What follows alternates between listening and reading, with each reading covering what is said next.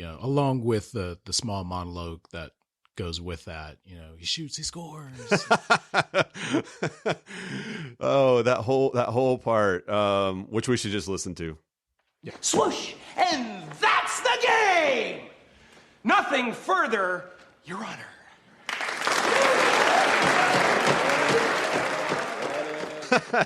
Because no, I mean, I love the like you said, the shoots, he scores, and then like the turning to the other counsel's table and like the little you all can't see this, but I'm giving the little finger razzing that he's doing. Like, come on, give it up, give it up, give it up. How good am I? Thing to the council table.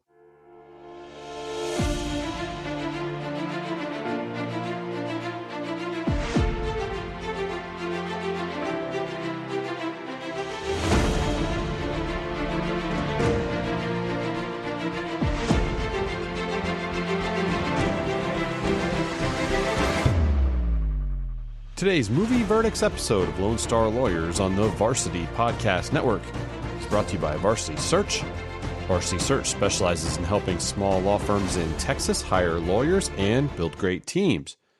Like the Fletcher Reed, Mr. Allen, Miranda team in Liar Liar. Or not. So if you're thinking of making a move or your law firm is looking to hire, please go to varsitysearch.com and book a time to visit right into my calendar. Varsity Search, building great teams. All right, before we get into Liar Liar, I do want to say that I hope each of you is staying safe and healthy, and hope that we can provide some momentary laughter and levity during this challenging time, and both in this episode and in future podcasts, as we plan to cover legal movies that have plenty of humor in them. So stick with us for that. Just a quick note, there is a little bit of language in this episode, unusual for our podcast. We try to avoid it, but in doing Liar Liar and using some of the clips and the outtakes and all of that, it was almost unavoidable to do a good podcast on this show. So if you have kids in the car, or you need to wait and do this at a different time, or anything like that, just a warning ahead of time, just about a little bit of language in this episode. But we are glad you're here and hope you enjoy. Here goes. I sped. I followed too closely. I ran a stop sign. I almost hit a Chevy. I sped some more. I failed to yield at a crosswalk. I changed lanes to the intersection. I changed lanes without signaling while running a red light and speeding. It's time for Liar Liar. We're going to share what our parents do for work. My mom's a teacher. And your dad? He's a liar. You mean he's a lawyer? Fletcher Reed was climbing the ladder of success. You're the victim here, driven into the arms of another man. 7. Yeah, whatever. One lie Tell him it's in the mail. I ran out of gas. You losing a little weight? at a time. The true victim is my client. Put yourself in his shoes for a moment. You're walking from church when suddenly you encounter him pouncing from the shadows. But what made him a successful lawyer Your ex-wife called. I have to go to court this afternoon. Fletcher, it's his birthday. also made him an unpredictable father. He said he was gonna be here, he promised. Until one day, his son decided to make an honest man out of him. I wish that for only one day Dad couldn't tell a lie. Was he good for you? I've had better. Now, Any change, mister? Absolutely. Could you spare some? Yes, I could.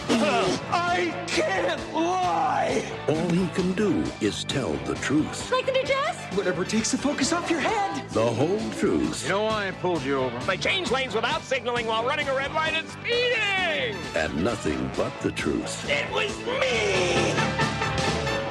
Your wish came true. You mean you have to tell the truth? How we doing this morning, Consul? I'm a little upset about a bad sexual episode I had last night. From Universal Pictures and Imagine Entertainment, and the director of The Nutty Professor, Jim Carrey. Liar, Liar. New in the building? Mm-hmm. Everybody's been real nice. Well, that's because you have big...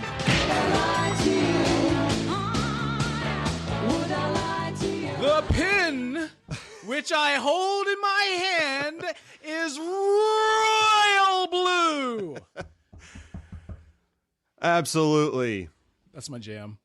royal blue, like the color of Robert's shirt today, which I can see as we do this from our respective locations, social distancing, not in person. Welcome everybody back to Movie Verdicts. Robert Callahan's here. What's up, Robert?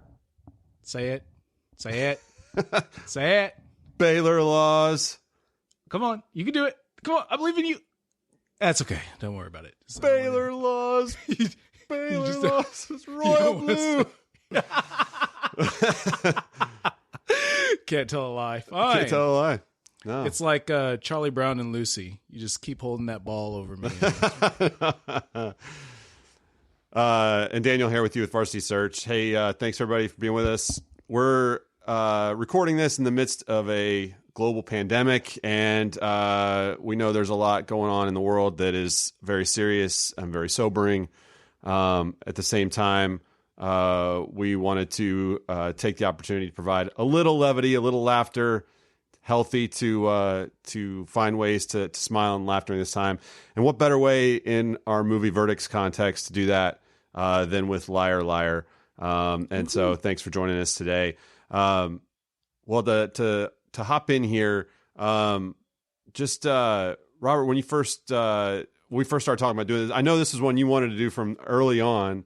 What are a couple of the reasons why? What do you love about this movie? Jim Carrey is sort of my happy place when it comes to silly comedies. Yeah. These are the kind of movies that I can just plug in and watch. It doesn't matter where you start it. It's so ridiculous. It's so silly. It's funny, but I think it's also on point. There's a message that I think is relevant for lawyers and for parents, dads in particulars. So yeah, I totally agree. And we'll get to some big thoughts here in a minute, but the way you just outlined it is the way I wrote it down. So I think we're on the same page. This movie was released in 1997, which is, it's hard to believe. It seems like so much like it was yesterday. And then at the same time, so much has happened in the world since then. Yeah. In so many ways. But 1997, starring Jim Carrey, and we can do this at any point, in the show, but the run he goes on, in the mid 90s is probably one of the all-time runs that any actor's ever had, I would say. Yeah. And we can talk about that, but he's in the midst of, I would say this is sort of right smack in the middle of sort of his rocket ship and an all-time run. Hanks has had like 3 of these runs, but he's sort of in a different level. But Jim Carrey, this is an all-time type of run he's on. He did get nominated for a Golden Globe for this. And obviously, this is not an Oscar-type movie, but some of the other some of the other minor awards shows did honor him in the movie in terms of comedies. It was one of the better comedies of the year for sure. So Jim Carrey, which we can talk about more about him in a minute. Maura Tierney plays his wife Audrey, who probably best known for TV roles in News Radio and then ER. But I think she's kind of the perfect, just like stabilization for him, I guess. Yep. Anchor for him. I don't know. What do you? Yeah. Yeah. No, absolutely. I love her stage presence, and she's one of those actresses that I'm like, what is it that I've seen her in? And then I figured out it was ER and then News Radio, like you said. Yeah. And then I'll admit, I get her mixed up with the.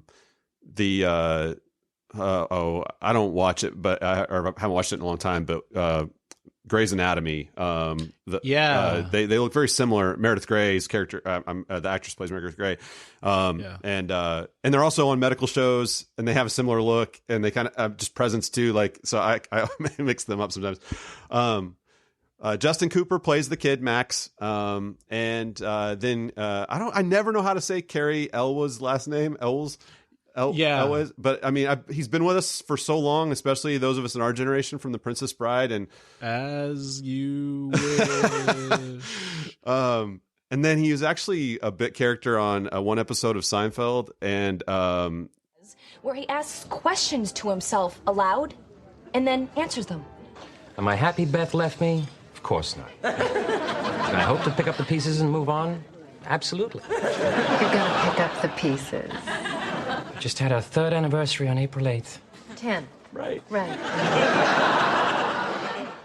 And he actually, I feel like the role he played in that episode of Seinfeld is very similar to the one he played in this movie. Yeah.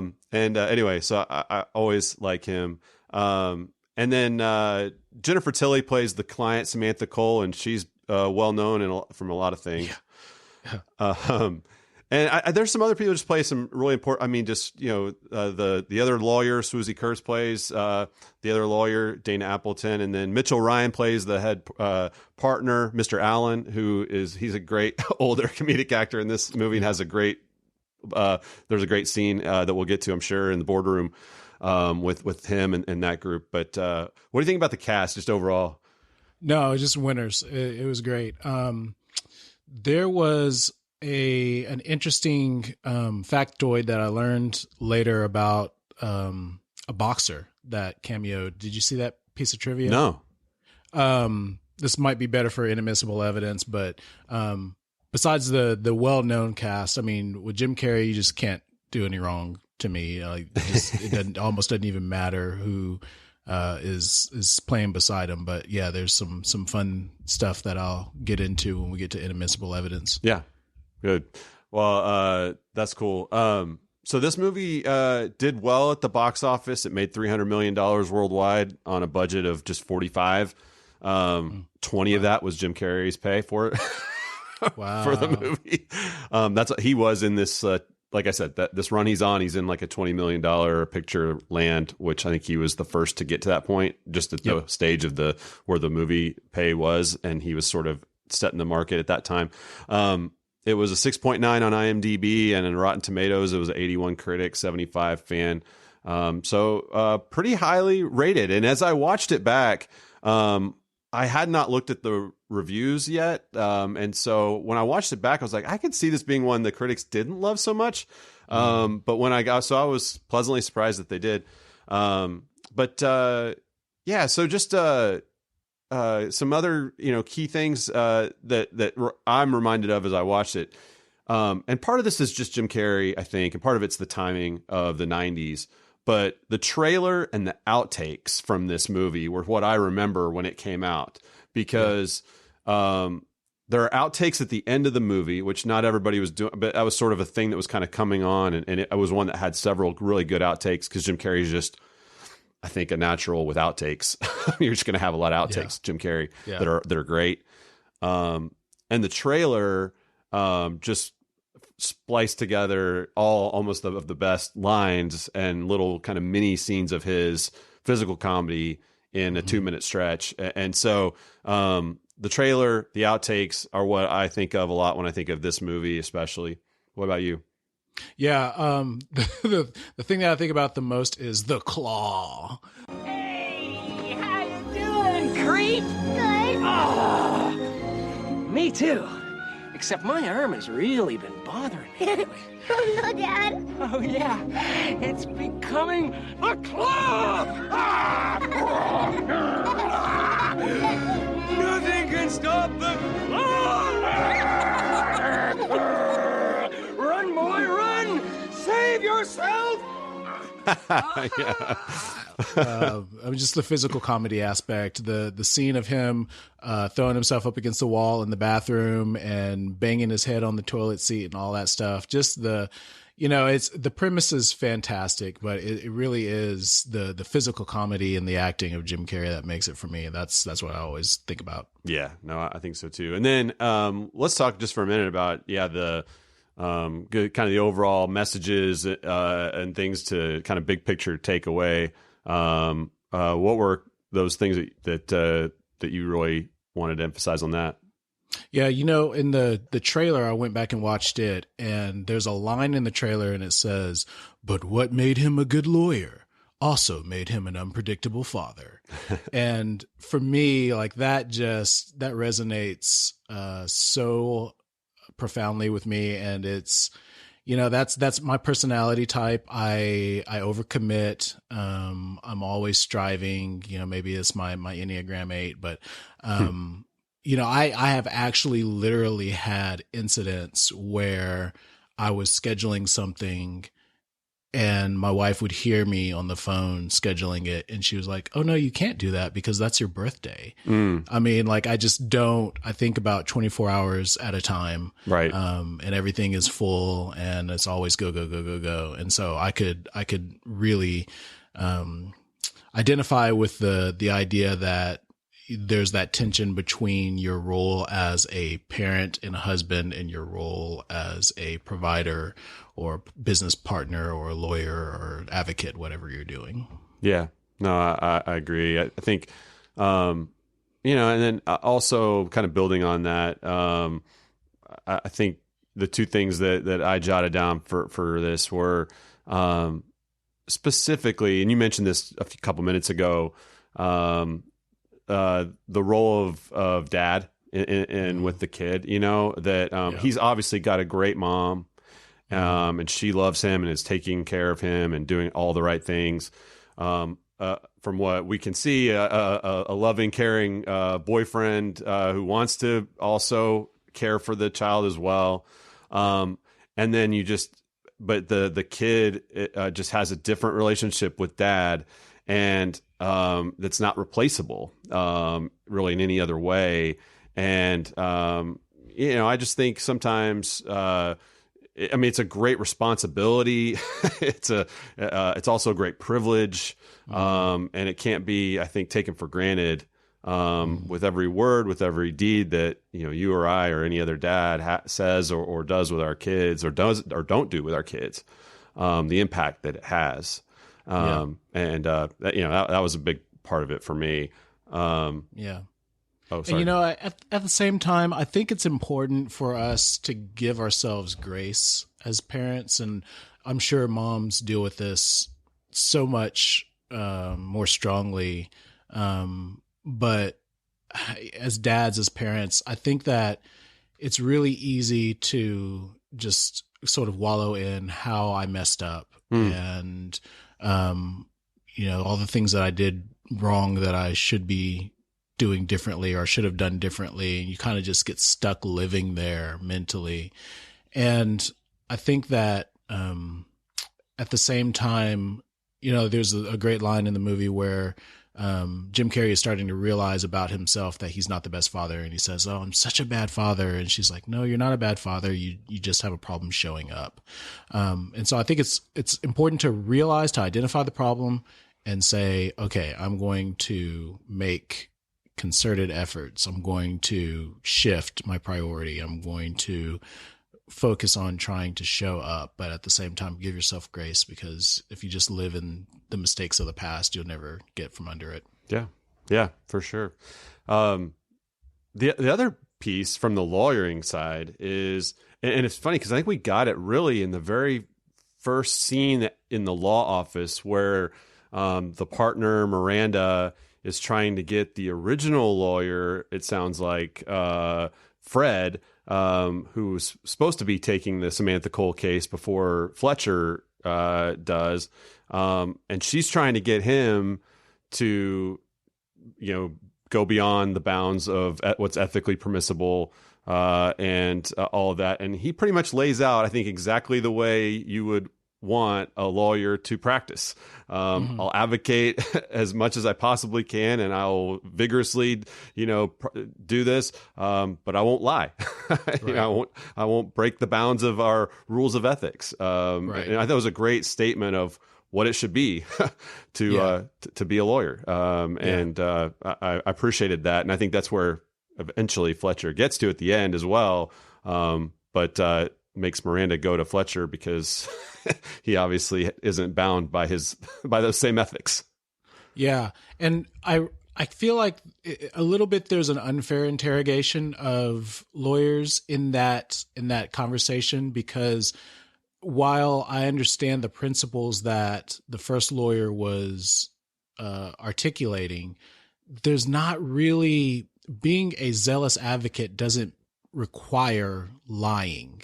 I'm not really sure how else to better articulate this, but if the idea is misrepresentation, if you're standing next to a client that you don't personally believe in, but that you feel that you have the obligation to zealously advocate for them, to the best of your ability. That's one thing. That dilemma is genuine and that happens. But then the idea that I can't do a good job or I can't do my job as a lawyer because I have to lie. We're not, what we say in the courtroom is not evidence. And so our word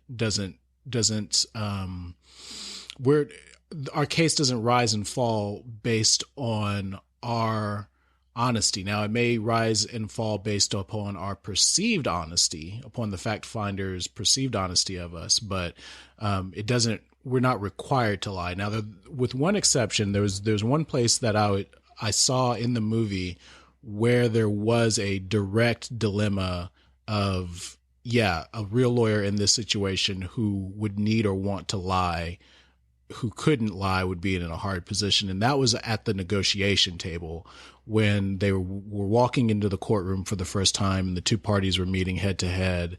And the woman attorney representing the father said, well, what's your case?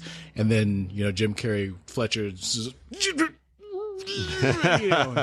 he wanted to be able to embellish in that moment and couldn't. And so I saw the dilemma there. But otherwise, I think it's a little bit of a false dilemma. Well, and I guess I took it as Miranda was laying out the game plan for how he was going to have to try the case, or how he was expected to try the case, which was knowingly putting the client and the boyfriend on the stand to lie. Okay. That's the way I heard that part of it, or that's the way I took it anyway. Not that he would have to lie as the lawyer, but that he would knowingly put perjured testimony on the stand, and that was the way that Miranda was wanting him to do it. And that he was not willing to do that. Should we hop into the awards here? Yeah, let's get it. One question, what does it say about me as a lawyer that I was trying to figure out the workaround throughout the whole movie? Because the issue isn't really that the little boy makes a wish and now dad can't lie. It's that the little boy makes a wish and now dad has to tell the truth. Yeah. Because every time he's compelled to speak and he's compelled to tell the truth. He can't hold it in. Right. And so it's not that he can't, say nothing or walk the other way or come up with some shade of truth or version of the truth. It's that he must speak and it must be the truth and it must be the raw, unadulterated truth. Yeah. I mean, and I think more so by the nature of what he had on his calendar for that day, right? Because if he didn't have a trial that day and he didn't have a birthday party for the kid that day, he probably wouldn't have much problems just hanging out in his house. Doing what we're doing, social distancing for a day and not having to worry about telling a lie. But he had to be in court with a questionable client and then also be with this kid for his birthday and all that. No, that's right. We don't have a couple of things about the actual lawyering that happens in this case, because we don't, the case of the Cole divorce is not really the key part of the movie. It's not what the movie's about. I mean, the movie is really about Jim Carrey's physical comedy and just his ability to make you laugh through the context of these different situations, including a divorce trial. But yeah, I mean, but there is some lawyering that happens. So what did you have just in terms of possible candidates for best lawyering throughout the movie? First candidate has to be the dad's lawyer playing the audio of Mrs. Cole and Mr. Falk. Yeah. In court, having their relations together. Right. And, Jim stands up and Fletcher stands up and objects.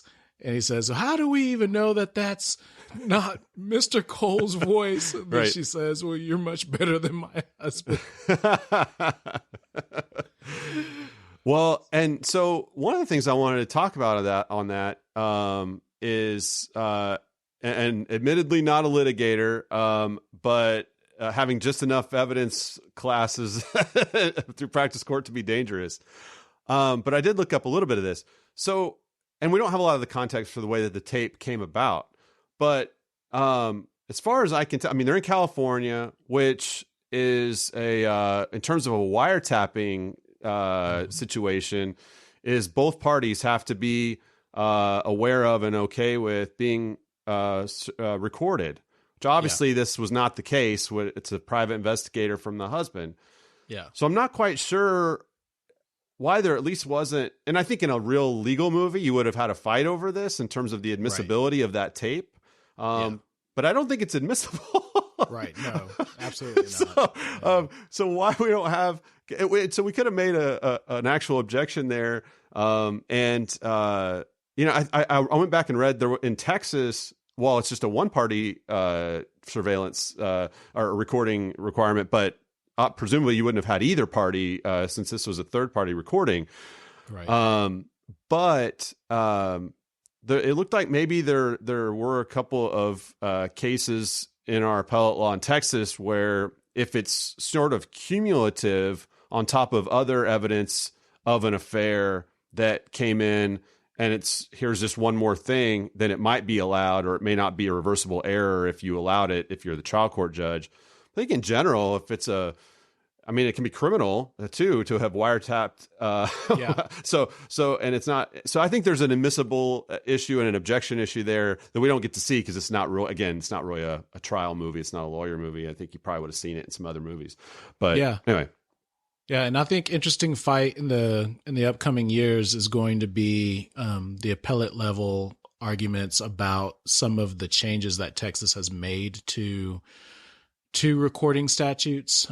Because as you said, Texas is a one-party state. So as long as one party to the conversation, generally speaking, knows that the conversation is being recorded, you're okay. Right. But that ran headlong into the advances of technology a few years ago, and the legislature specifically made some changes for, these cases where people are being recorded, having sex, and one of the parties doesn't know about it, or, doing some sort of a lewd act or something like that, and the other party doesn't know about it. And so, what do you do when those two things conflict with one another? So to be determined, but probably not admissible. Yeah. And so, lesson is, do all your research on that issue, especially, and don't just let it in. For sure. Maybe be sure to throw everything at that one if you're on the other side trying to keep that out. And then, I think in terms of Fletcher, it's the light bulb moment at the end when he realizes that she was a minor when she signed the prenuptial agreement. And it's sort of a throwaway in some ways to just get to sort of move the story along and get to the end. But at the same time, I do just want to pause and say, like, and you see it in a couple places throughout the movie, and it's the reason why he doesn't spend time with his son Max, is because he is spending a lot of time preparing for trial and getting ready and doing all the work. He had to, when she says that she's 30, I'm not going to be a 31-year-old divorcee or whatever it was, he had to have known. I mean, he listened to her and then he connected it back to, he knew that was the wrong age from what he had already prepared and knew. And he was able to connect that. And that's a level of preparation and, attention to detail, and then listening that all came together to give him that light bulb moment that if he hadn't put the work in on that, he wouldn't have been able to do. So for me, that was another one. Mm-hmm. Yeah, absolutely. I think that moment is probably on my list is probably the best lawyering moment. Yeah. Along with the small monologue that goes with that, he shoots, he scores. Oh, that whole part, which we should just listen to. Yeah. Now, let me get this straight. That would mean that you lied about your age to make yourself older. But why would any woman want to do that? I changed it so I could get married. And the truth shall set you free. My client lied about her age. She was only 17 when she got married, which makes her a minor. And in the great state of California, no minor can enter into any legal contract without parental consent, including Prenuptial agreement. Prenuptial agreements! This contract is void. The fact that my client has been ridden more than Seattle Slew is irrelevant. Standard community property applies, and she is entitled to half of the marital assets, or $11.395 million. Jordan fades back, swoosh, and that's the game! Nothing further, Your Honor.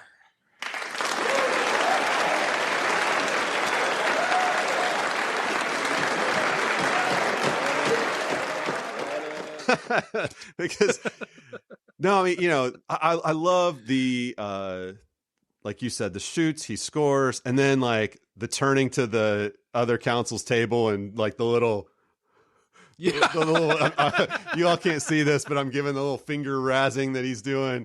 Like, come on, give it up, give it up, give it up. How good am I? Thing to the counsel table. Yeah, the shoots he scores, all of that, just slam dunk. He knows it's over, yeah, that's a great part. The other thing about it too that I wanted to mention, since we were talking about some of just the actual law underlying this before with the wiretapping statutes and the admissibility of those pieces of evidence, is because it was happening in California, it was pretty much I mean, it's a community property state, just like here in Texas, but at the same time, it operates differently than Texas in terms of the way it concludes, in the sense that the way the trial is presented there, it's sort of because she's a minor when she signs the prenuptial agreement, it controls nothing, and we just revert back to the default rules, which is everything's community property, and she's getting it 50-50 with him, whatever that was, $11.25 million. Yeah.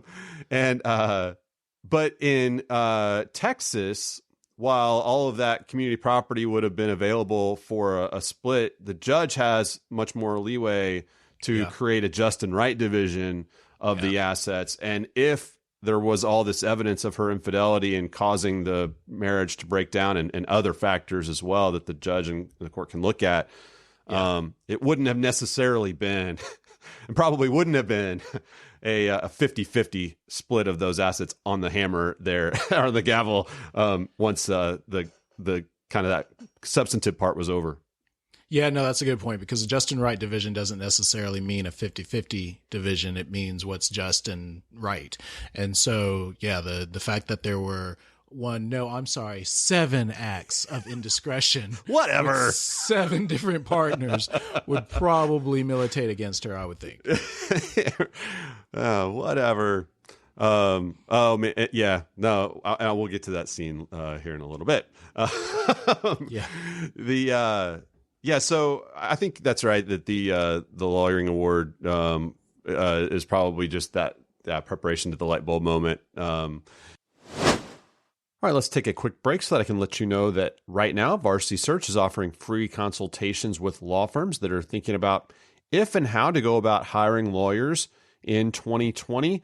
Maybe you were about to pull the trigger on hiring before COVID-19 and want to be prepared when things return to normal, or maybe the nature of your practice has that led to a more urgent or immediate need.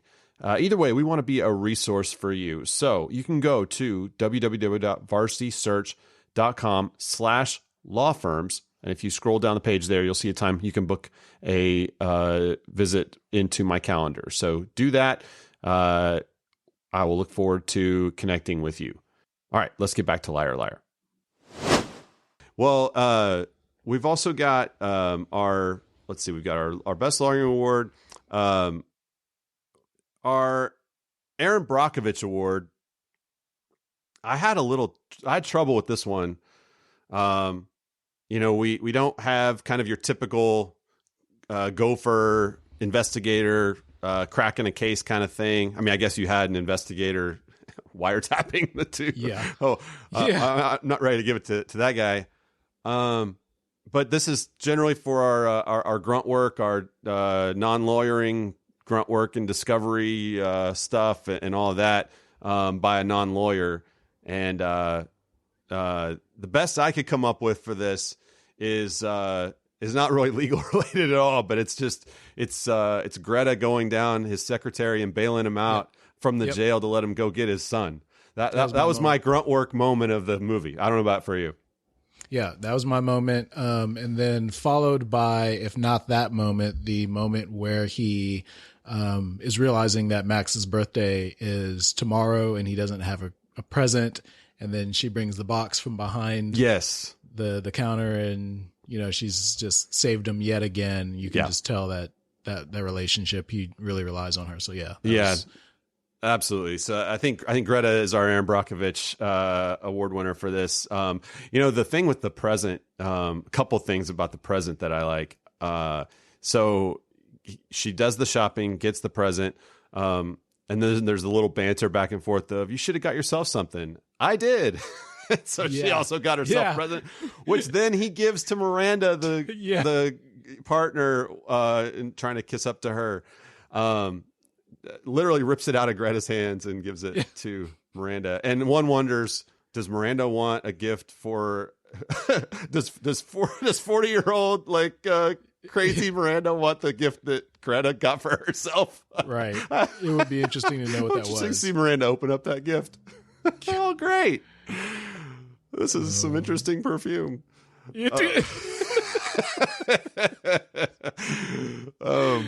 But no, so there's that, and then actually do like when Fletcher is giving Max the present, and he turns around, he puts it under his shirt, and he said, you know, last night I got hungry and I swallowed it. And just that whole, like, he's got the presents under his shirt and playing with this kid, you know, and asked for the scalpel to cut it out, and all that's just, it's great. I love that whole part. But no, Greta, congratulations, Aaron Brockovich winner. The Chamberlain Howler Award for the best judge moment. I like this judge a lot. I do too. He rolls with the punches so well. I mean, I can't imagine there'd be many judges that would put up for like 1 second on most of this stuff that's going on in the courtroom. So I don't know. This guy. So in real life, is there a judge who you have in mind as this is like the most lenient judge? If there's going to be a judge that could put up with a Fletcher Reed a performance like this for any more than like 1 second, is there anybody like that out there? No, like this guy is beyond patient, you know. And he does eventually put Fletcher in jail for contempt of court. Yeah, you know, after all of it, after the trial's over. Yeah. No, I wish I did know someone that was this patient and tolerant. Yeah. My candidate for this award is going to be the moment where Fletcher calls Cole to the stand, Miss Cole. Yeah. And the judge says, it is out of sheer morbid curiosity that I am allowing this to continue. Miss Cole, if you dare. So, to allow this freak show to continue. He calls it a freak show. No, that was awesome. I like, it's very short, but it's so quick and witty and on point when he's going after the boyfriend guy on the stand, Fletcher is. And then the other counsel gets up and objects or says, he's badgering the witness. And the judge says, it's his witness. It's his witness. I'm going to stop him. And then, you mentioned the contempt. You know, it's really more Fletcher and Jim Carrey's line and performance there. But I do love that it is a moment with the judge when he's putting him in contempt. And it's the whole, I hold myself in contempt and all of that. But no, the judge is great throughout this, and I mean, you know, he's hanging on the phone when Fletcher calls him for that continuance. He puts the judge on hold to talk to his mom or whoever it was, and then goes back on. And the judge is still there, like you said. He's the most patient judge that you've ever seen. Amazing stuff. Oh my goodness. When the court starts and the bailiff says, all rise, the honorable judge, you know, I can't remember the name of the judge now, but the honorable judge walking into the courtroom, and Fletcher goes, you want to be here, bro? Okay. What are you doing? What is wrong with you? All rise for the honorable judge, Marshall Stevens. Honorable. the court reporter is typing. He's like, no, he says, don't take that down. Fletcher says, honorable. And that look at the court reporter. He goes along with everything that Fletcher kind of like is either suggesting or hypothesizing, which is really funny. Like at the beginning when he says, "How's everybody doing?" and Fletcher says, "I'm upset about a bad sexual episode I had last night." Yeah. And the judge is like, "Well, it happens from time to time. I'm sure, whatever." He just goes with it. And then the same thing kind of happens later when he's saying about Fletcher's saying he needs to use the restroom. Yes. Is it an emergency? No. He's like, but I can tell. I've heard it can damage the prostate, and you can, whatever. Is that true? And it's just like, and they both agree. Oh yeah, let's go take a potty break here. Yeah. But no, I really like this judge because he's like. Whereas more tyranny is really it's kind of the anchor to reality for Fletcher and the personal side. It's like the judge is sort of in the middle ground where he's not as ridiculous as the rest of the Fletcher stuff going on around him, but he's also not he's not Chamberlain Haller. Like he's not holding court he's somewhere in the middle, but it's perfect. It's just it works great. Yeah.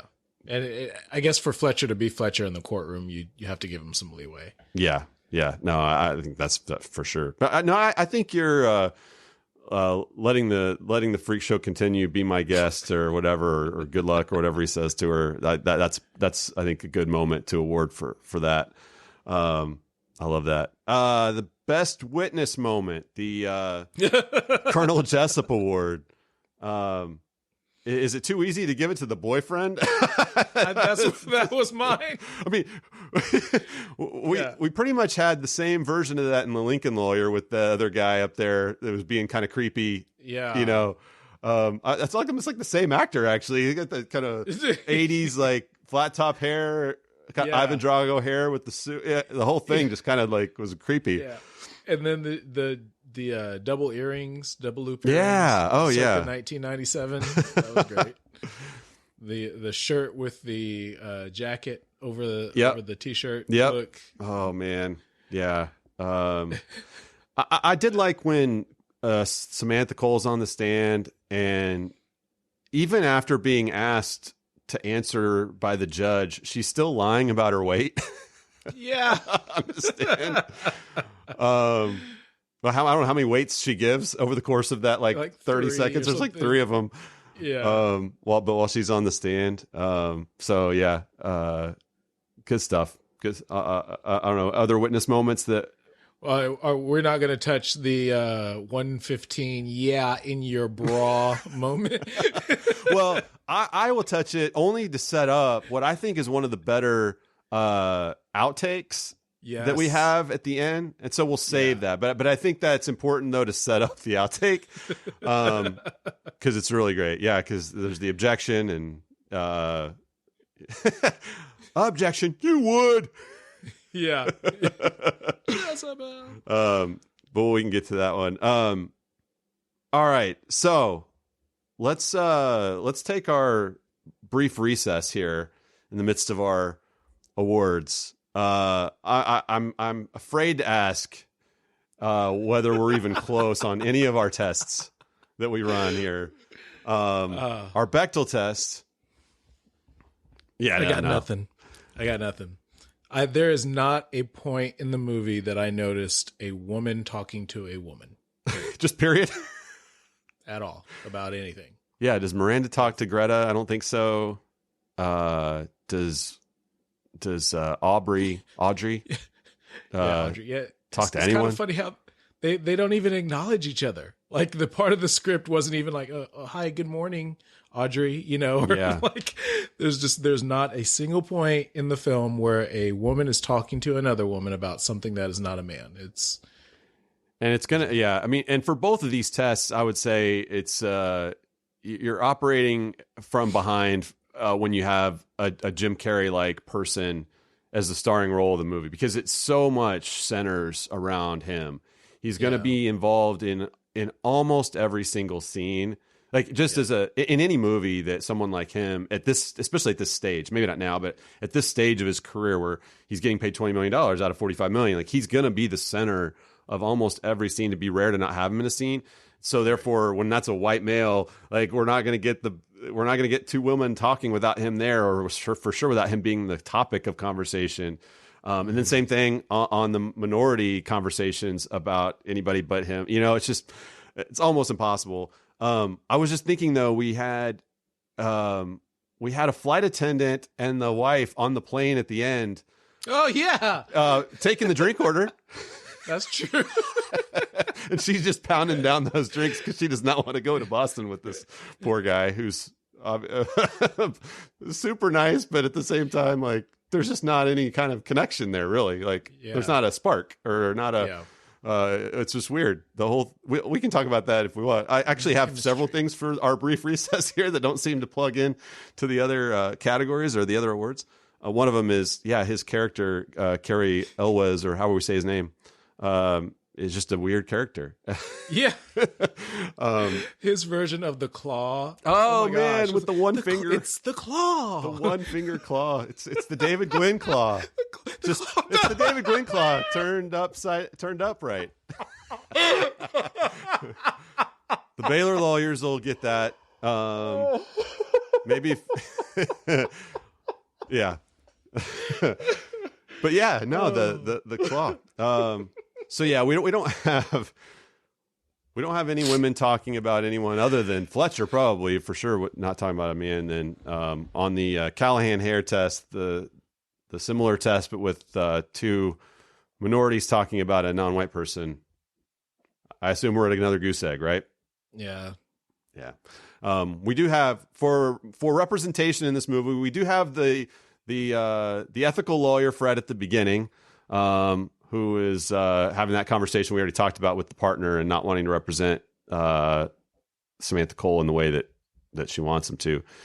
And then there's I think at least one or two in the actual boardroom scene as well, that the roast scene, as I call it, yes, which we can get to. But yeah, no conversations between women or minorities about non-white men. So there you go.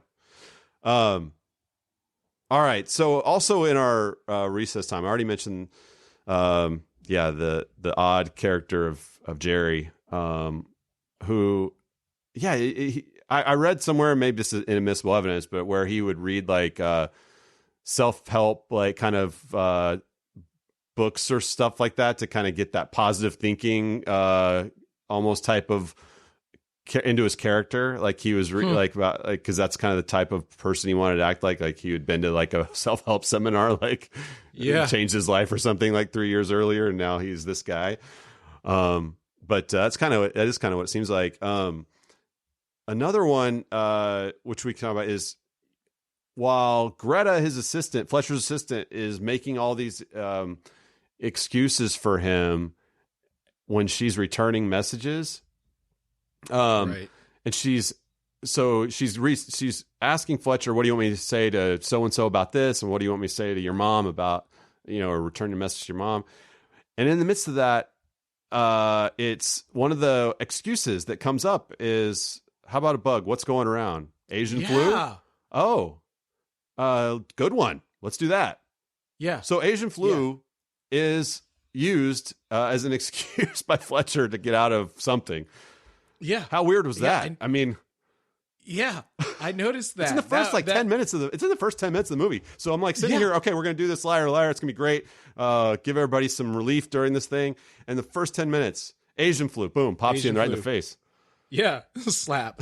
Yeah. Along with that was the kid in the class, the kids are talking about what their parents do for a living. Right. And the first kid says, my dad's a doctor. The next one says, my dad's a teacher. The next one says, my dad's a truck driver. And then we have Max saying my dad's a lawyer. You're like, and now like the doctor, the teacher, the truck driver, like these people are essential members of society, and we're starting to see them in a whole new light. Seriously. And then you've got the liar. right. You got us clowns doing podcasts. Exactly. The other kind of random little scene that I like that doesn't really fit anywhere with some of the awards we give is the scene at the car impound, where you get Fletcher talking about the reality of small claims court. Because if I take you to small claims court, it'll just drain 8 hours out of my life, and you probably won't show up. And if I finally got the judgment, you just stiff me anyway. So what I'm gonna do is piss and moan like an impotent jerk, and then bend over and take it up the tailpipe. You've been here before, haven't you? Well, I can't remember. Yes. And then he ends it by throwing them the keys and says, "You've been here before." Yeah, you've been here before. Yeah. Oh man, good stuff. One of my favorite little small moments in the movie is when Fletcher's coming into the building after he won in court that first day, and everyone's saying hi to him, and there's the one lawyer, he doesn't remember his name. He's like, "Hey man." And then later on when he's having to tell the truth about all these people, his line to him is, "Hey, you're a guy that's not important enough to remember." Yeah, the whole walk into the office that he has, which you see it once when he's lying and once when he's telling the truth, and so he walks off the elevator, and that crazy receptionist lady with the hair spikies the first time, and says, "Oh, that's what it does. It's great. Accentuates, whatever." And then the next time when he's telling the truth, then walks in and she asks him what he thinks of her dress. Whatever takes the focus off your head. And there's a whole series. It's like, the guy that he can't remember the name, and then the guy that's large, and he, dead man walking, or the high cholesterol or something, and just one after the other. Oh, the lunch order kid, with the pimple on his nose. Yeah, all of it, just back to back to back. It's good stuff. It's funny. Yeah. Yeah. All right. Well, let's get back into some awards. We should say, too, we didn't say this before already, but we normally would have, if we had one, a best juror moment, but this was not a jury trial, right? So we had just a bench trial here, no jury. And one of the few lawyers movies where there's no closing argument moment. Yeah. Right. I mean, it just kind of ended, really just on the slam dunk of the age and the prenup thing. You almost kind of had that weird ending like you did in A Few Good Men. Let's move to an immediate Article A session. The witness has rights. Samantha Cole has rights. That's kind of what it was like. You're right. No kind of closing. Best client moment. Before I can even identify a best client moment, there's just this thing that bothers me every time I watch this movie, and I have to get it out. And it's not about the client so much, but when he's making his pitch to Miss Cole, and he's talking about, how there was this one act of indiscretion, and she says 7 different acts of indiscretion. And he says, and how is it that he repays you? By making you go through this contentious litigation process. Oh my goodness, that word. Yeah. I don't know if that's a Canadian thing. I think it's gotta be, right? I didn't look that up, but that's gotta be. That drives me crazy. Process. I couldn't get past it. You know that's so funny you say that too. One of the first things that I noticed when I started law school was the first time I think I really heard someone really pronounce the O when they would say opinion. And like where I feel like casually around, at least here, like opinion, like it almost is a U to pronunciate it, to start it. And so, but when I heard him say it, it reminded me of that, like that opinion process. Yeah, absolutely. Yeah. Man, I mean, but she didn't have any good moments, No. No, there's not any redeeming moments for sure. Right. She turns around, like she gets $11.5 million or whatever it is. And then she's like, yeah, if I move for full custody, then I get an extra $10,000 in alimony payments. Yeah. Yeah. Oh my gosh. And then when she is leaving the courtroom with the kids and she says, they're not yours. Shouldn't you be writing a check? Yeah. Or something like that. Oh, she's like, terrible. Oh my gosh. No, she's terrible. Well, and the other thing about that too, I was thinking is because there's not a jury trial and because the judge is the only one determining this stuff, he's seeing all of her behavior. Like none of it's happening outside of the fact finder's view. Right. Like he is the fact finder. So when it comes to the custody issue, now all this stuff has happened in front of the judge who's going to make that determination. Yeah. That part was weird to me. Yeah. But you're right. She doesn't really have any, doesn't have any redeeming moments at all. So it's hard to find a best client moment. I mean, I think I'll include it in best scene because I think the scene of him meeting her for the first time and giving kind of his Beyond Thunderdome speech is the best. Oh my goodness.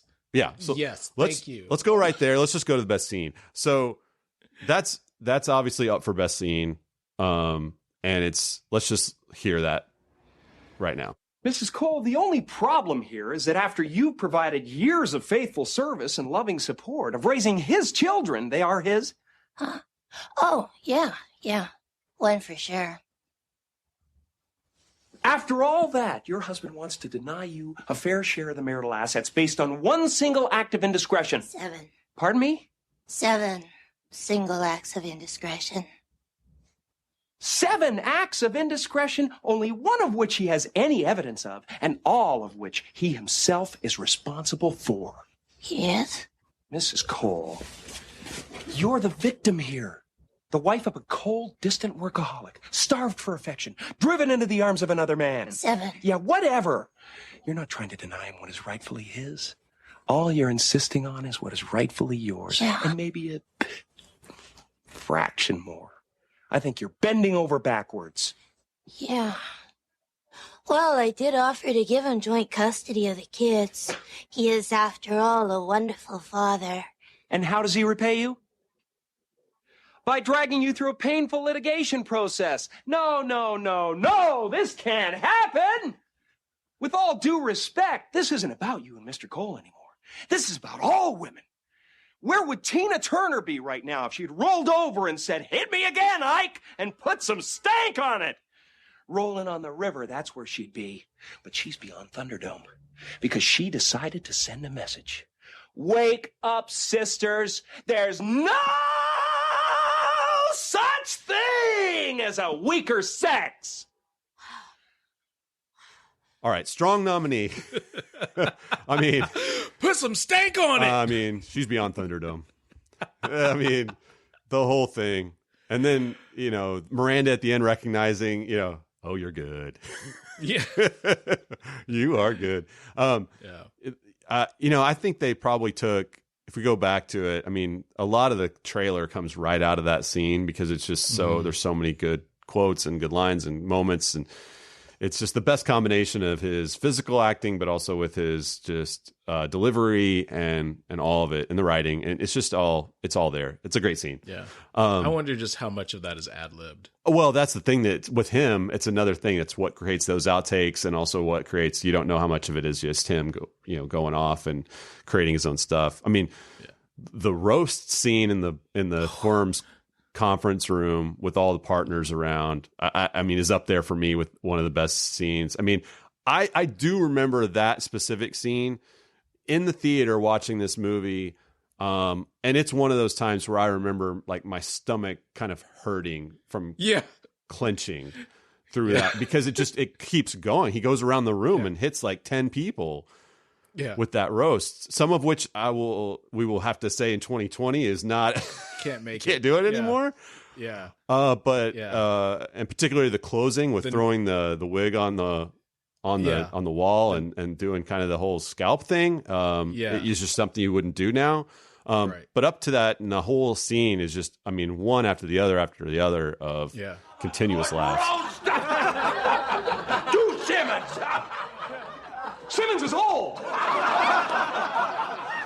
should have been out of the game years ago, but he can't stay home because he hates his wife. You've met her at the Christmas parties. She's the one that gets plastered and calls him a retard. And you, Tom, you're the biggest brown nose I've ever seen. You've got your head so far up Mr. Allen's ass, I can't tell where you end and he begins.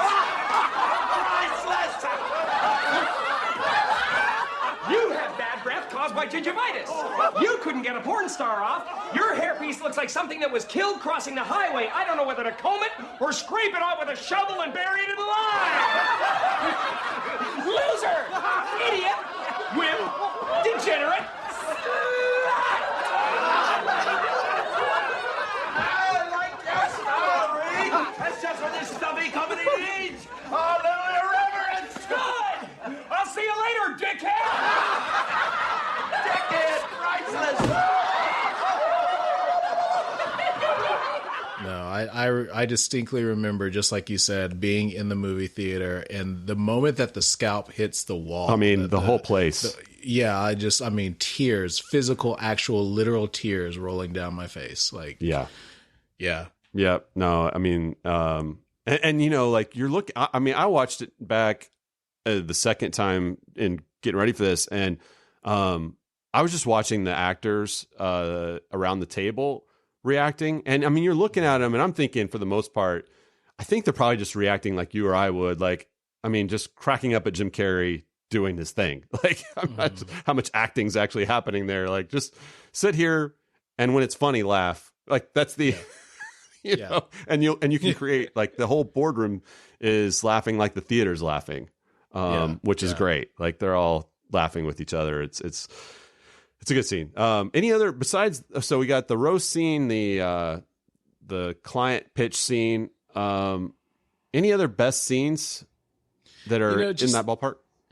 Not so much as an individual scene, but just the accumulation of the moments of truth, like where he's compelled to tell the truth. And there's like, it starts with him having to admit to his boss that he's had better. And he's the whole day he's just laughing. He's brushing his teeth and he's laughing about it. Yeah, and then he's he's in the elevator. He's like, I can't believe I said that. And then you get the lady walking into the elevator. Oh yeah. Oh my goodness! Like that. That was not going to go well. Everybody's been real nice. Yeah. I'm sure. Which also creates a good outtake scene too at the end.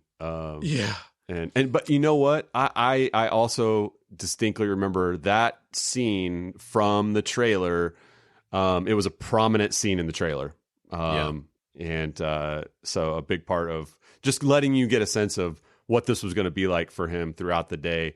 And I think too, whether it's that scene or any others, I think also like stepping back to think, okay, if it was literally like something where I was having to say exactly what was on my mind every time I spoke, not even so much the truth, but like just not having any filter. Because kind of before you were saying something like that, where it's not just like, not telling the truth, like he had to speak up, and it's on top of that. It's like, it's not even just telling the truth. It's not having any kind of filter around how you would be more pleasant or be more tactful or whatever. It's there's just there's no gray at all. It's 100%. It's just streaming live out of your head. Whatever pops in is popping out.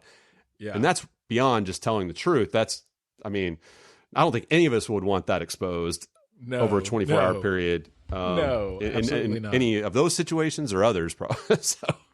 Yeah, no, absolutely right. Yeah, that's just all the, oh my goodness, the homeless guy when he was asking for change and he says, I just want to get from my car to the building without being bothered by the decay of Western society. Plus I'm cheap. Plus I'm cheap. Yeah. Well, so, and that's kind of, you also get the full circle, because the first time he runs into the guy, it's what you would probably expect him to say, which is, I don't have any on me.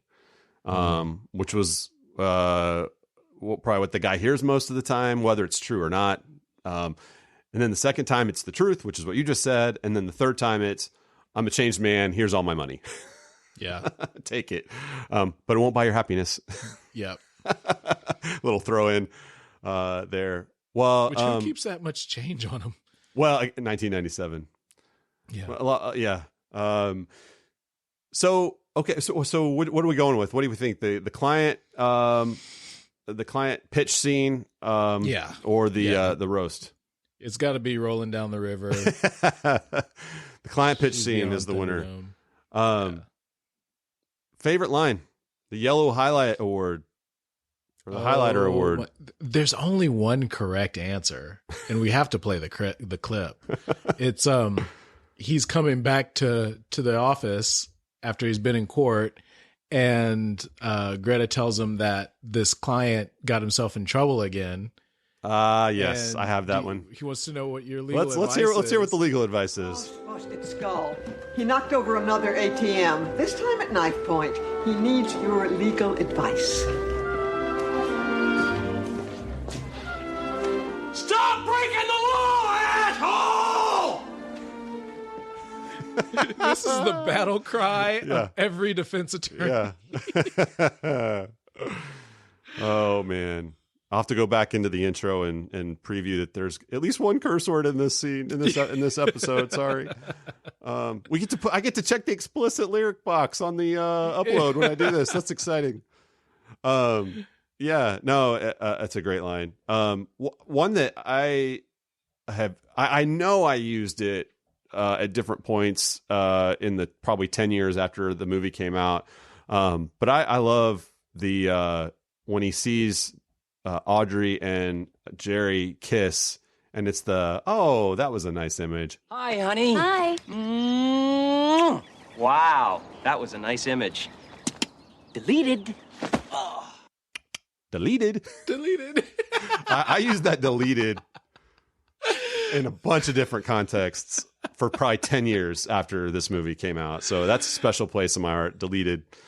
Which is great. Also great because it's one line or one word, as opposed to even a whole line. Yeah, I've had better. Obviously, is a great line from this movie. You said that because not just when he says it initially, but like you were saying, throughout the morning as he's getting ready for the day, how it keeps he's making himself laugh that he said it. And at that point, he still doesn't know why he said it. Yeah, that's a good one. I love the scene where court's supposed to start. He's wanted a continuance. He can't get the continuance. And he is asked by the judge, are you ready to begin? He looks around and realizes Mrs. Cole isn't there. He says, no, Your Honor, my client's not here. And she comes in late and he sings, here she comes to wreck the day. Mr. Reed. I wonder how many times Mr. Reed was said in this movie. Because the judge says it a bunch of times. The assistant says it a bunch of times. The client says it a bunch of times, and they're all like yelling at him usually. Yeah, Mr. Reed. You already said another of my favorite lines. Honorable. Again, another one-word line that's just great. When he walks in for the first hearing and she says, having a rough morning? You look like you're having a rough morning. Ding, ding, ding. What do we have for her, Johnny? Ding, ding, ding, ding. What do we have for her, Johnny? There's so many of those in this movie. Yeah. And I mean, so many of them are just, are Jim Carrey. They wouldn't be the same without him. Right. Okay, a quick break to remind you that each Monday is a Monday Mentors episode where we'll visit with a Texas lawyer with an established practice and ask them to share advice on how you can grow as a lawyer and reach your career goals.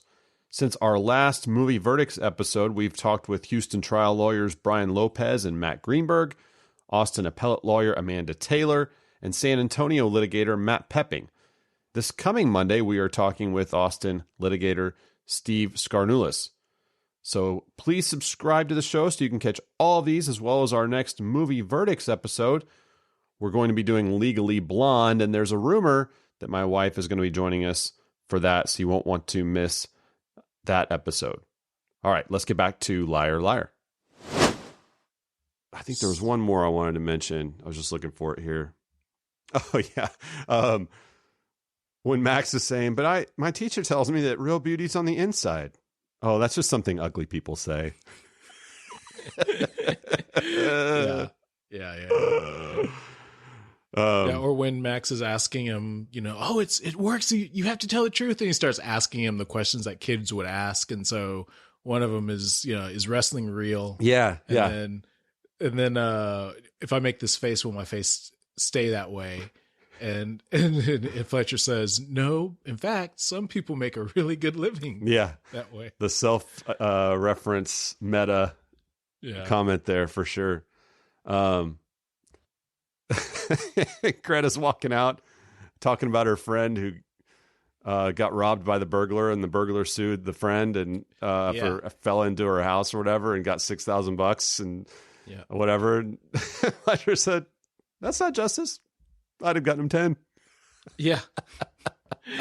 Yeah. And actually that scene to me, I feel like is really important.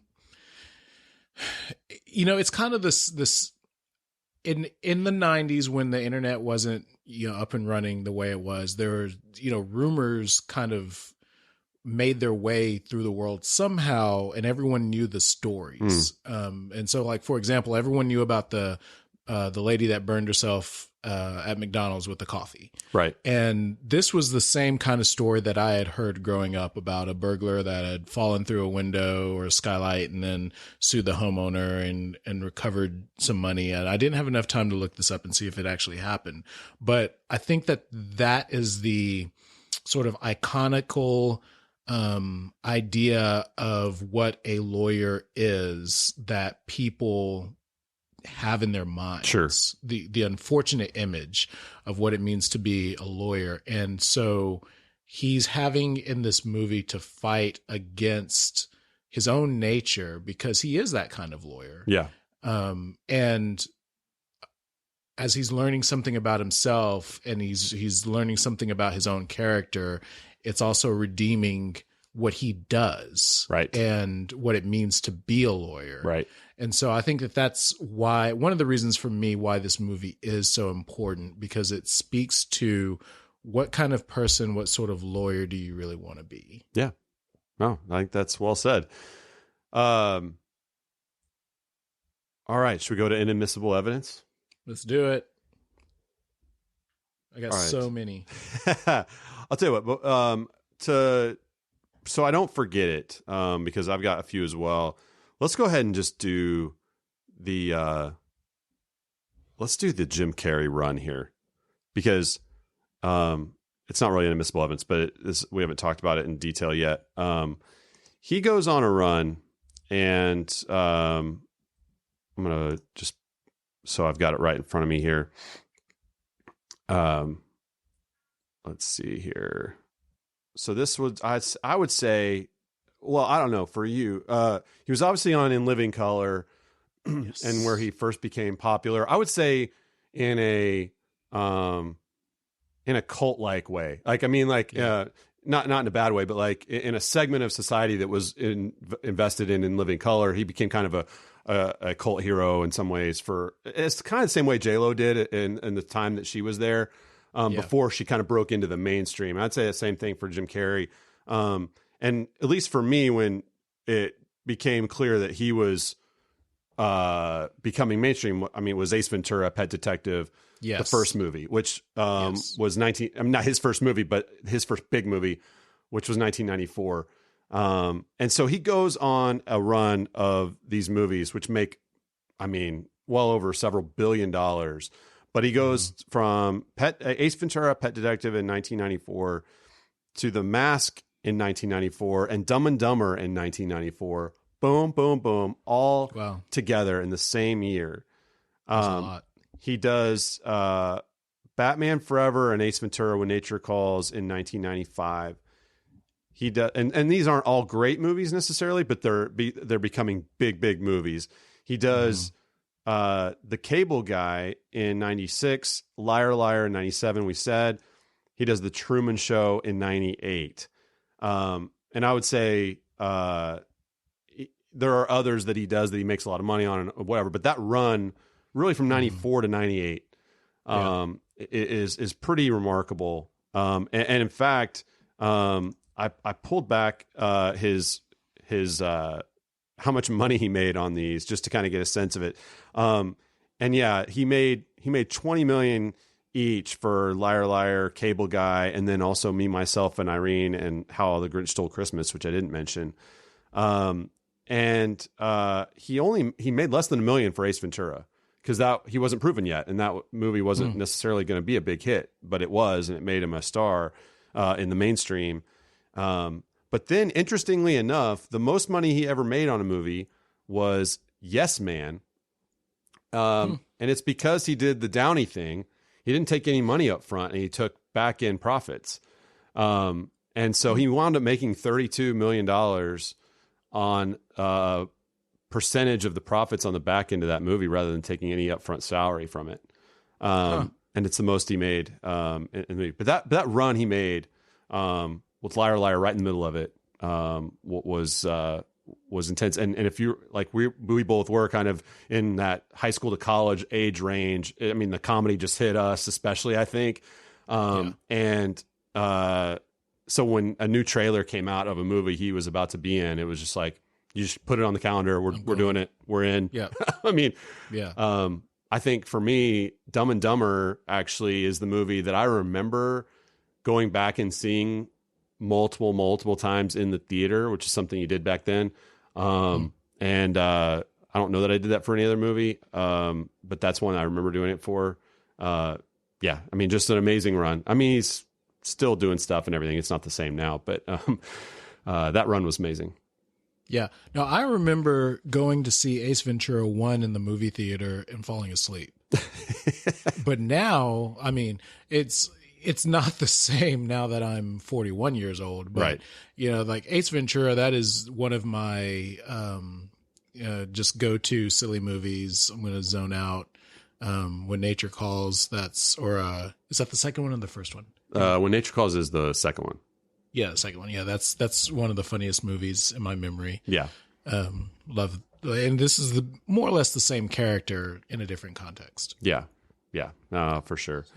What do you got for Inadmissible?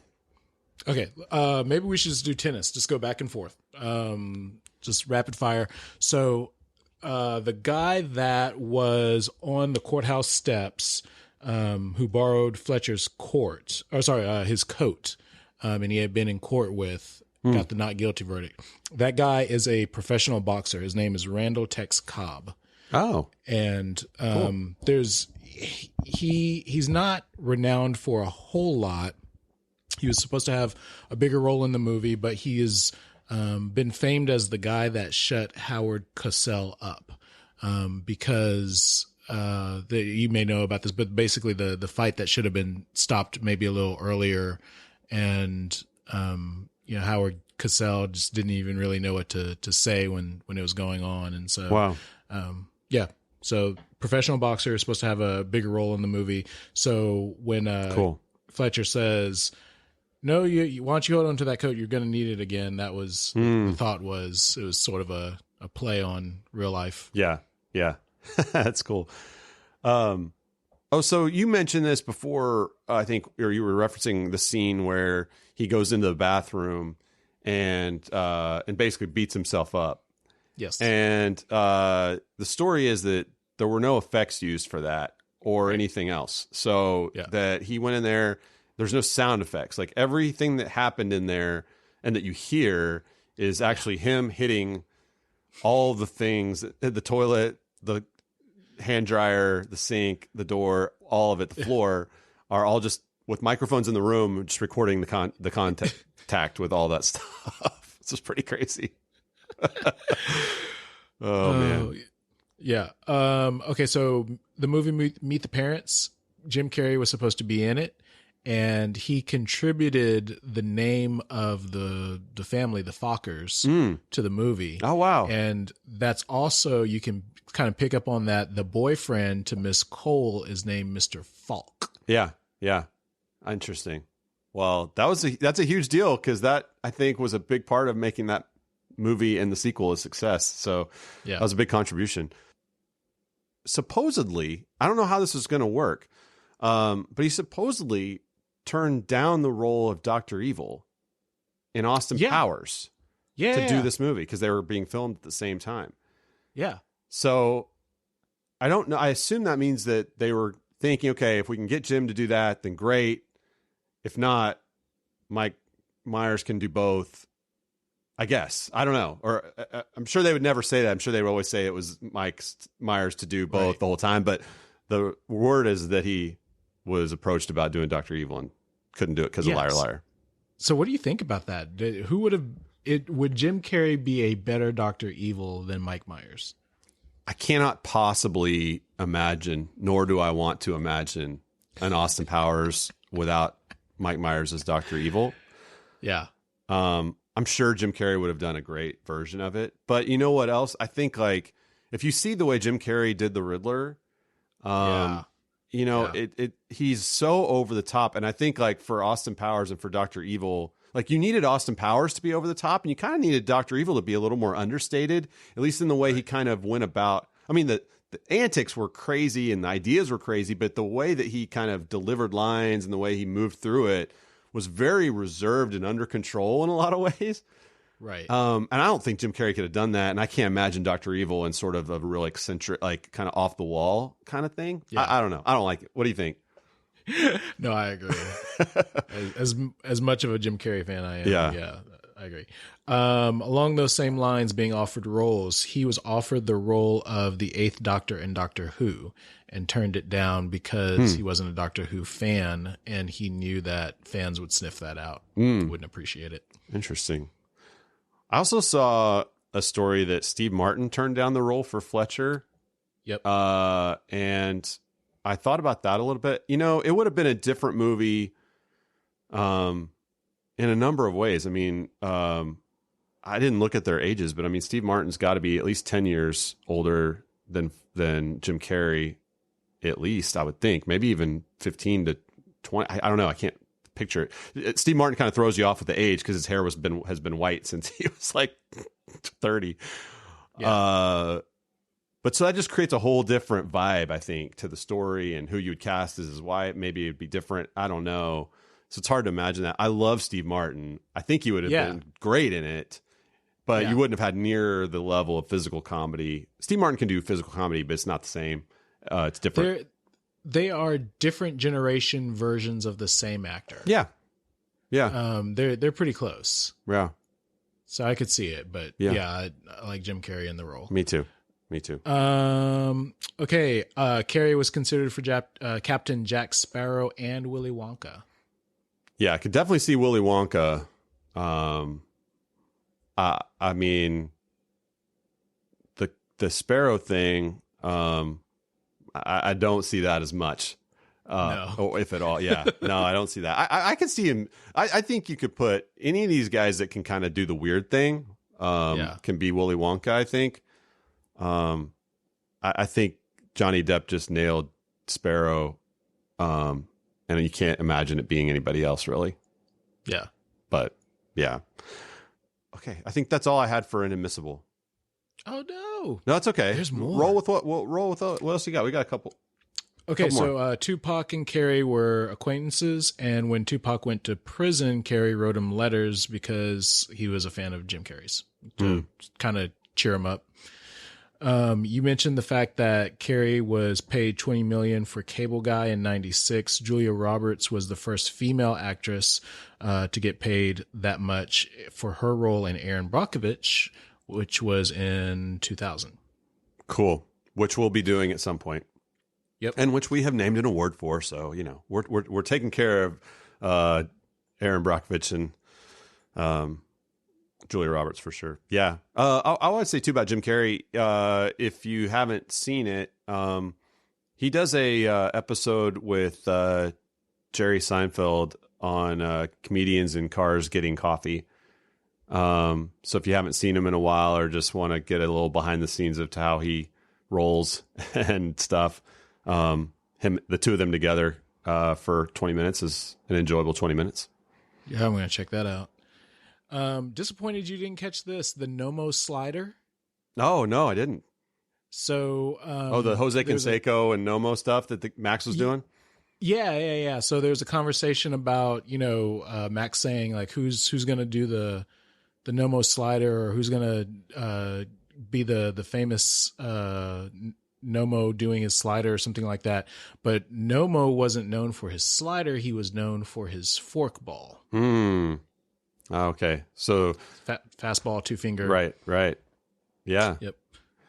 And then the last one that I got is Jason Bernard, who played the judge, had a heart attack after this movie and died shortly after. Oh, man. So this was actually his last role, and the movie was dedicated to him. Oh, gosh.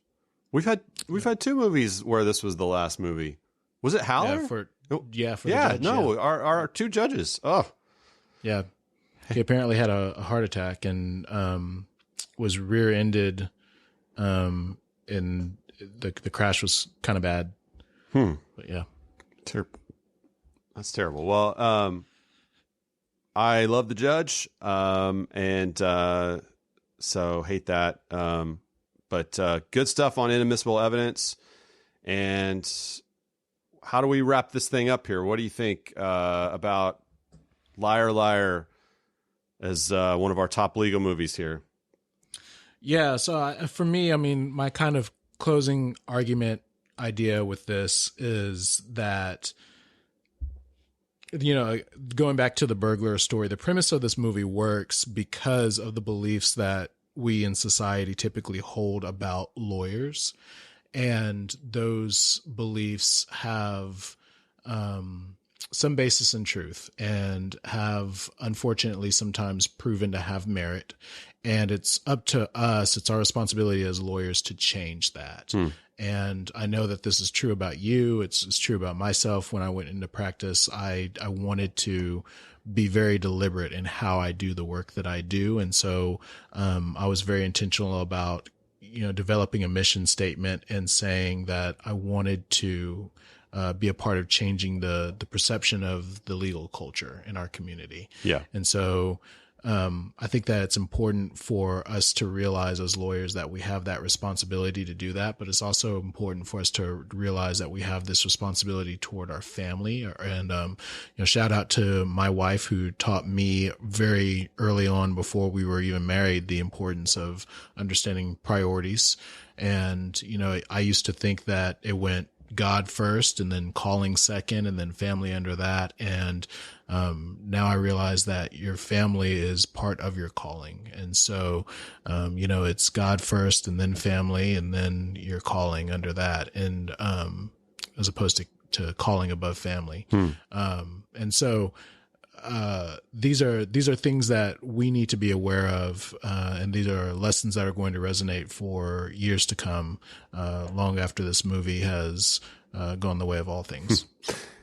Yeah. And I think, it's not really, propped up as an important part of this movie, but at the end, if you notice, like when he said he and Greta are kind of reconciling on the steps outside the jail, and he says, "Yeah, I'm probably fired. Hey, I'm going to start my own firm. Do you need a job?" And it's like he's going to go off now and do like you just said, like with the mission statement. He's going to go off and create a law practice that now fits his, new ethics that he's developed over the course of the movie, that the firm wasn't going to, allow him to do, basically. And so, that's from the professional side of it, a piece that is there at the end as well.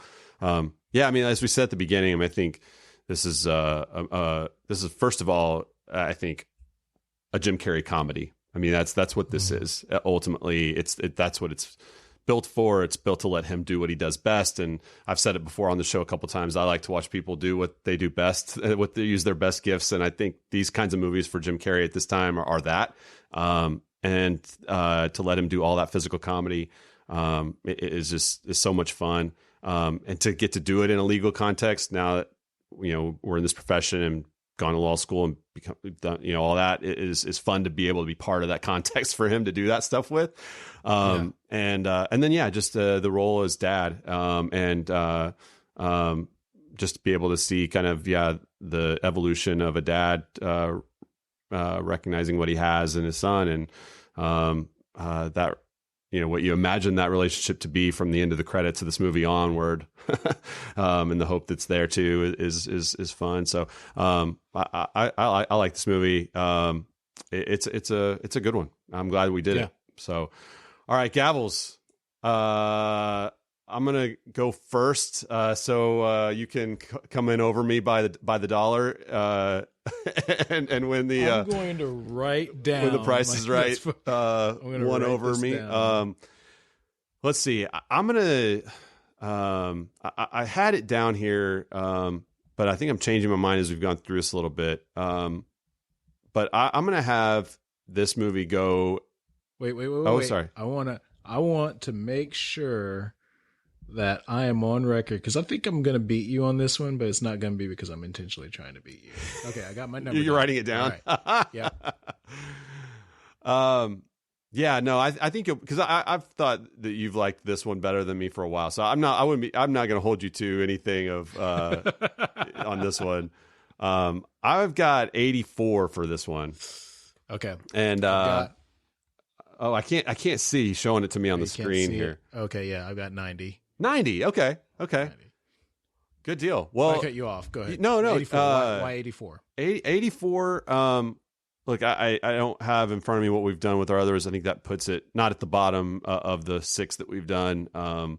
But I don't think, for me anyway, it's in the A Few Good Men, My Cousin Vinny category. So it's sort of in the other grouping of the movies that we've done. And I don't know. I think something I didn't mention about this that I can't quite tell whether I liked or didn't like is this movie's only an hour 26 long, which you don't actually see movies that are that short anymore, that are full length feature films.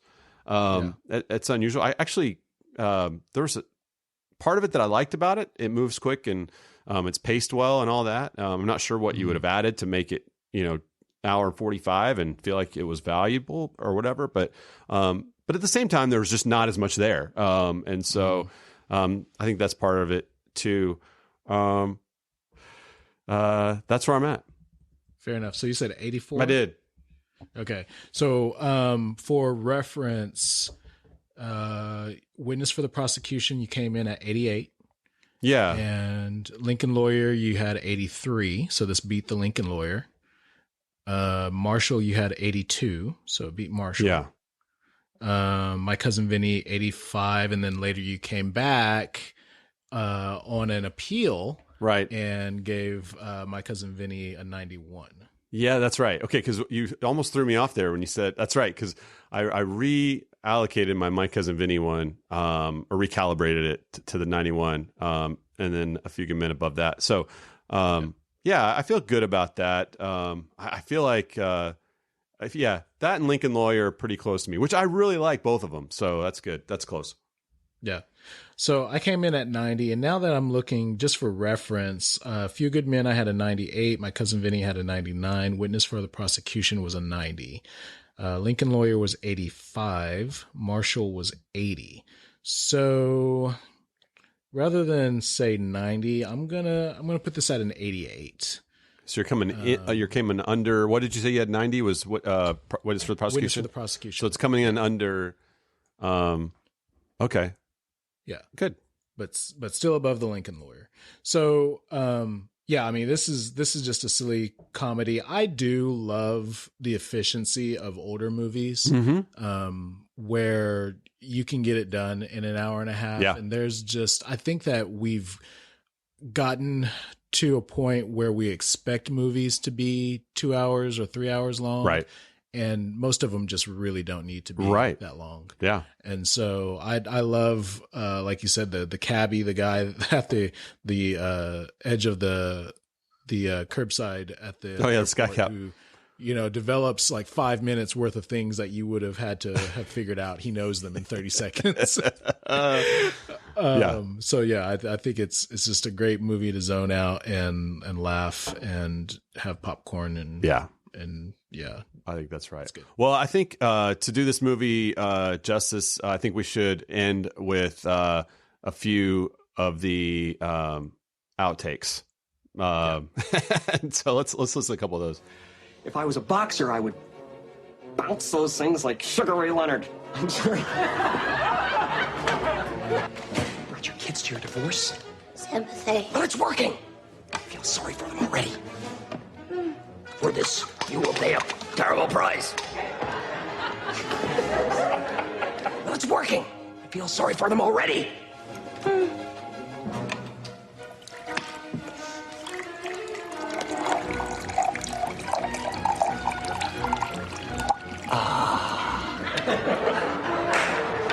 Now let's see. Weight 105. Yeah, in your bra. Your Honor, I object. You would. Overactor. Jazz up.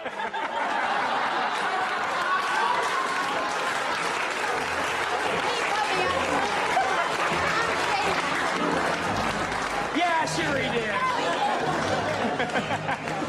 Oh no, they're on to me. All right, I love those. Outtakes are great. And I don't feel like I get enough of those anymore. And I miss those days of seeing a lot of those kinds of outtakes. Yeah. So this was fun. Hey, listen, everybody, stay healthy, stay well. And we're all in this together. And we'll be back. We'll do another one of these, so you'll have it in your feed soon to give you more stuff to listen to while you're social distancing. Robert, any last words? Holla, everybody. Thanks, man. Thanks for being here. Thanks, everybody.